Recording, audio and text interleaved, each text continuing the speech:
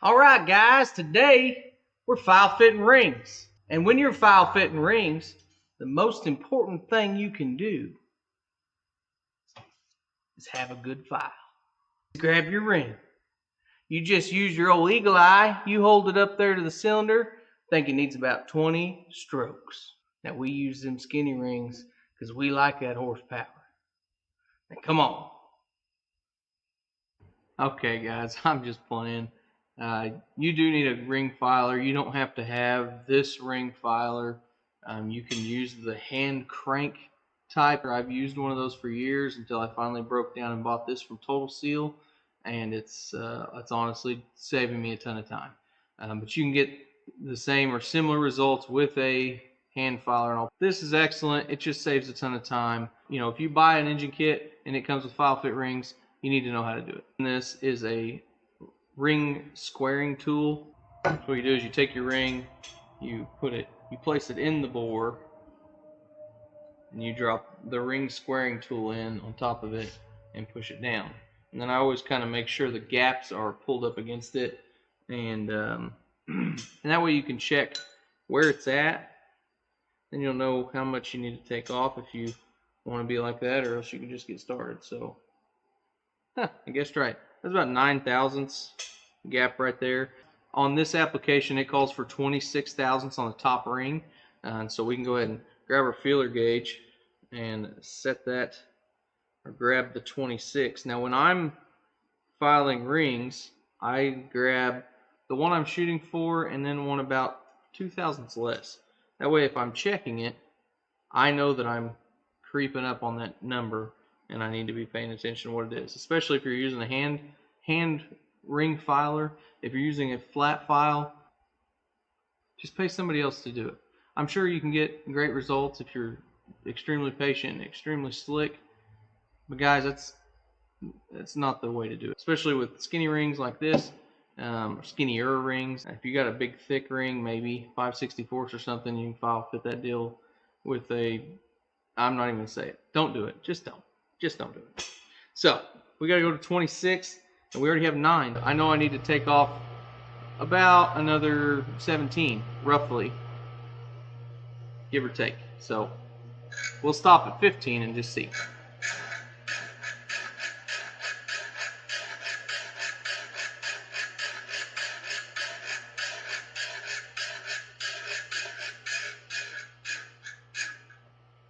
Okay, that's 15.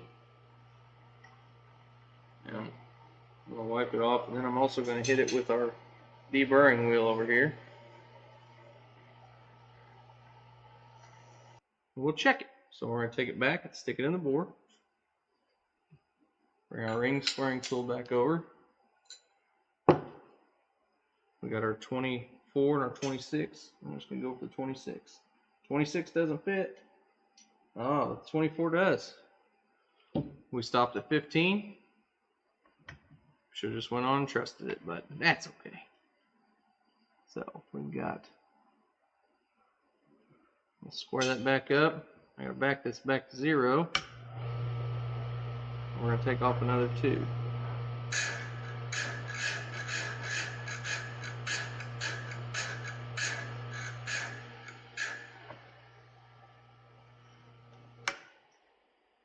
Okay.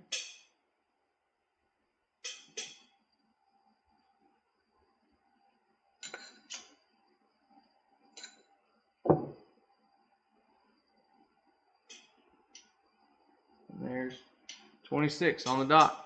So it's really that easy when you have a tool like this, but I also understand that this isn't in everybody's budget. So use what's in your budget, but don't use the wrong thing just because you're on a budget.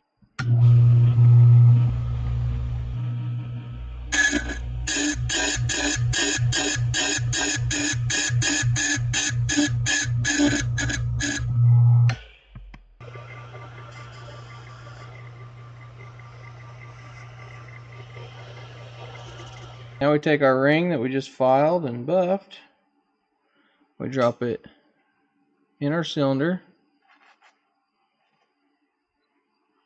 just like that. Take our ring squaring tool,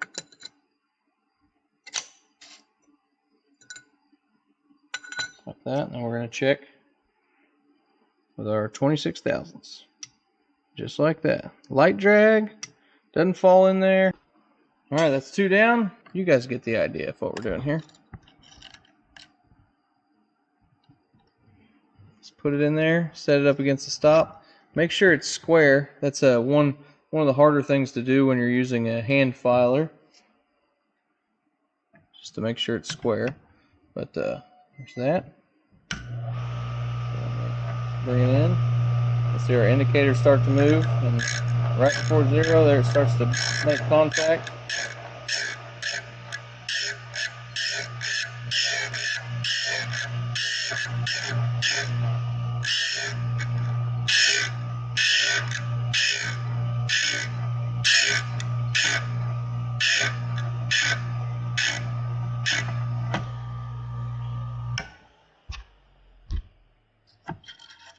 Thanks a lot, guys, for watching.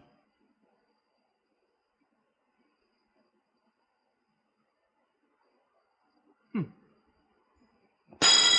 honey! I need to borrow some money. I got a tool I need to buy.